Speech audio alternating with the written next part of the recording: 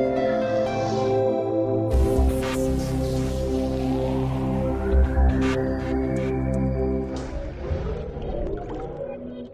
is really reflective of the state that innovations is in the life sciences sector. In the last 3 to 4 years, you've seen significant improvement in both the amounts that are being invested in R&D in India as well as the output.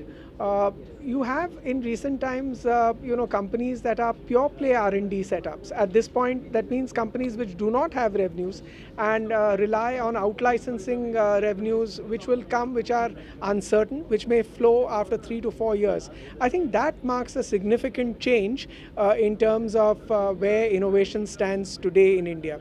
Having said that, there are certainly some challenges that will have to be surmounted. Some of the challenges are regulatory in manner. For example, if you look at the entire clinical trials, the manner in which it is legislated, or you look at funding, there is still very little risk funding that's available today for innovator companies that are focused on pure play R&D. There is funding that's available, let's say, for services or product manufacture. So unless that milieu changes and the government incentivizes and understands that innovation really has to be the engine that will drive the new India.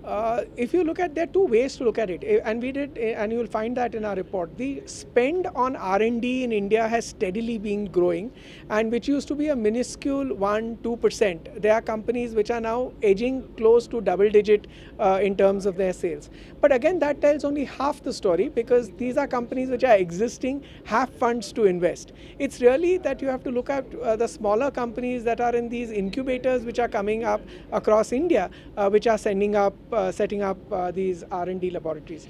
The government on its own, if you look at BIRAC, etc., the quantum that they have funded in the last 3 to 5 years has more than doubled. And so you have my only challenge, which I find, is that funding is spread over enterprises of different life cycle. And my point really is that the funding should be concentrated on startups and discovery-led startups where funding is most difficult to come by.